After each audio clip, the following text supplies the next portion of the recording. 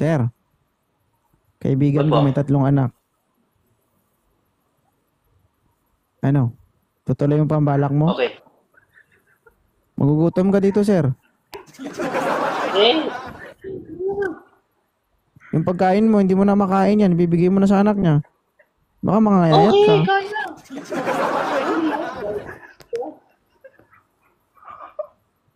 Eh bakit ka nang tawag? Ganun naman talaga, di ba? Being a father kasi, yung kakainin mo, imbis na kakainin mo, bibigay mo na lang dun sa anak mo. Kung alam mong alanganin kayo, di ba? Oh, okay. Dapat, you No, are okay. willing to Pwede naman. sacrifice. No? Para sa pamilya, sa anak at Opo. asawa. Opo. Mm. Ito na yung ano sir, ito na yung Opo. paraan Mabigay po. para maging macho ka. Mag-diet ka dahil ang kakainin mo ibigay mo sa anak niya. Ash, okay lang Pwede ba si po. sir? Pwede po. Ha? Hindi, tatay ba? Tanga. Ay, ko yun. Ha? Ang dami kong sinabi, ha? Ano pa naman? Pagkita ko iban ba? Ay, bakit ayaw mo sa kanya? Mabigat. Sir, ayaw niya daw sa'yo, sir. Bigat po. Grabe Sir. ko, bigat po. Hindi po.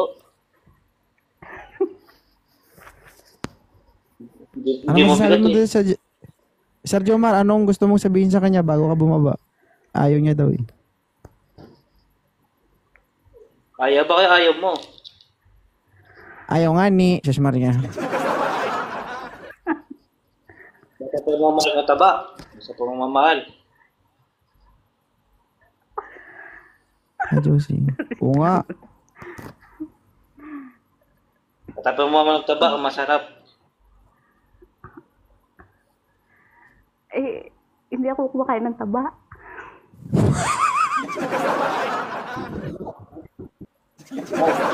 Mata-mataba ko na. Mata-mataba, masarap. Na mamahal. Sa pamamahal ka pa. Sa pamamahal. Masarap sa pagmamahal ang mataba, ganun ba? Oo, masarap ako eh. Oh. Ba't ayaw mo sa kanya? As masarap naman siya. Eh, hindi nga ako kumakain ng taba. Sir, dito siya kumakain ng taba eh. Ba doon gutom to eh.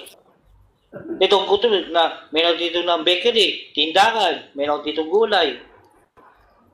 Bakery ako Oh, hindi dito. kita magugutom. Gusto ko dito. May negosyo siya. May bakery. May Bakery ako tindahan. dito, tindahan. Oh, may gulay yan. Oh. Paldo Gulay. ka dito, Ash. Hmm. Aray ko. Ayaw mo talaga, Ash? Aray ko po. Ayoko. Aray ko po. Kuya, sorry ha. Sir, ayaw niya talaga, Ayaw sir. mo, ayaw Hindi niya. talaga. Ha? Sige. Ayaw niya talaga, Sige po. sir. Thank you, sir, ha? Sige, sige.